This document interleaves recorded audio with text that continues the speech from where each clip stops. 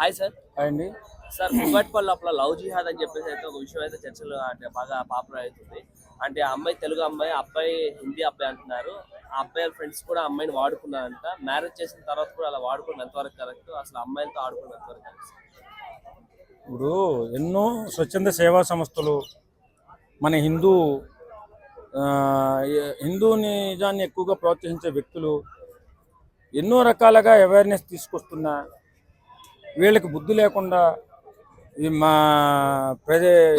వారి మాటలు పట్టించుకోకుండా ముస్లిం అబ్బాయిలనే ప్రేమిస్తూ వాళ్ళతో హింసలు పడుతూ నరకాలు పడుతూ అమ్మబడుతూ చంపబడుతూ ఉన్నా సరే ఇంకా సిగ్గు లేకుండా ఇంకా ప్రేమలో దోమలంటూ ఈ ముస్లిం పట్ల ఆకర్షితులు అవుతున్నారంటే వీళ్ళని ఏమని సంబోధించాలి నాకైతే అర్థం కావట్లేదు.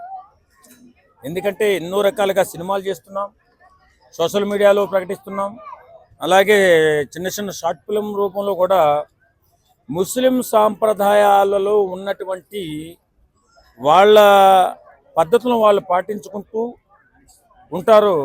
కాబట్టి వాళ్ళలో ఎలాంటి సాంప్రదాయం ఏదైనా ఉందేమో నాకైతే తెలియదు. కానీ ఏదేమైనా వద్దు వద్దు వద్దు, ప్రేమించకండి, నాశనం అయిపోతారు, చంపబడతారు, అమ్మబడతారు అని చెప్పినా కూడా ఇంకా బుద్ధి జ్ఞానం లేకుండా ఇలా ప్రేమిస్తూ ఉన్నారంటే ఎవరు మాత్రం కాపాడగలుగుతారు?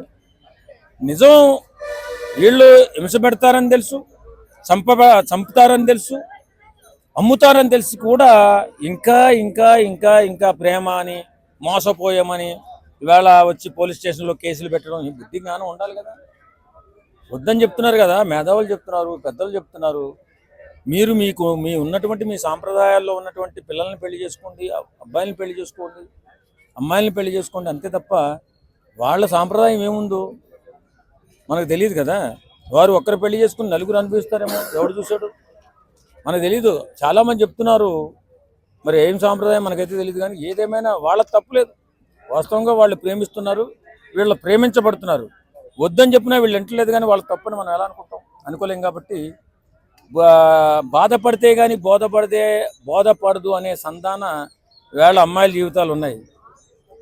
అందరూ చెప్తానే ఉన్నారు, వద్దండి, అలా వాళ్ళతో మనం సాంగత్యం చేస్తే మన జీవితాలు నాశనం అవుతాయి, మన కుటుంబాలు నాశనం అవుతాయి, మన అన్నదమ్ములు సఫర్ అవుతున్నారు, మన కుటుంబాలలో ఉన్నటువంటి తల్లిదండ్రులు ఇబ్బంది పడుతున్నారని చెప్పినా కూడా వినకుండా ఇష్టాని రీతిలో ఇంతమంది మాటలు పట్టించుకోకుండా మళ్ళీ ఆ ముస్లింలని ప్రేమిస్తూ, ఆ ముస్లిం అబ్బాయిలను ప్రేమిస్తూ లవ్ జిహాద్ పేరుతో మేము మోసపోతున్నామని చెప్పి గొగ్గోలు పెట్టి ఏడిస్తే ఏం లాభం ఉంటుంది? అంటే మొన్నటి వరకు నార్త్ సైడ్ లో నడిచే లవ్ జిహాద్ ఇప్పుడు హైదరాబాద్ కూడా పాకిందని చెప్పడానికి ఎంతవరకు నిదర్శనం? ఇప్పుడు వాస్తవంగా కొంతమంది దుర్మార్గులు ఉంటారు, వాళ్ళే ఎక్కువగా వలాయిస్తూ ఉంటారు. ఆ వల నుంచి తప్పించుకునేటటువంటి సాహసం చేయాలి. వాళ్ళ దగ్గరికి ఎందుకు వెళ్ళాలి? వాళ్ళని ఎందుకు ప్రేమించాలి? మన వాళ్ళు ఇంత విధాలుగా సినిమాలు తీస్తున్నారు, అలాగే సోషల్ మీడియాలో ప్రకటనలు ఇస్తున్నారు, లవ్ జిహాద్ పేరుతో అబ్బాయిలు ట్రాప్ చేస్తున్నారు, జాగ్రత్త అని చెప్తూనే ఉన్నారు కదా. మరి వినాలి కదా. వినకుండా మేము ప్రేమించామండి, నా ప్రేమ చాలా గొప్పదండి అని పెళ్లి చేసుకుంటారు. తర్వాత వాళ్ళు వచ్చి నలుగురు అనుభవిస్తున్నారండి అని చెప్తున్నారు. ఎంత హాస్యాస్పదంగా ఉంటుందంటే ఇది. ఒకసారి చెప్పిన మాట, పెద్దలు చెప్పిన మాట వినాలి. వినకుండా ఇలా కుటుంబాలను నాశనం చేసి మీరు లవ్ జిహాద్ ట్రాప్లో పడి మీ జీవితాలు మీరు నాశనం చేసుకుంటుంటే చాలా బాధేస్తుంది. కాబట్టి ఎవరైనా సరే ఎప్పటికైనా గుర్తుంచుకోండి, మీ సాంప్రదాయాల్లో ఉన్నటువంటి వారిని పెళ్లి చేసుకోండి, తప్పులేదు.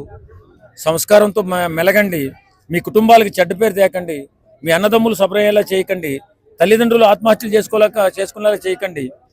లవ్ జిహాద్ నుంచి బయటపడండి, అంతే తప్ప ఎన్ని చెప్పినా మేము వినము, మేము వింతే అంటే మీ కర్మ మీది.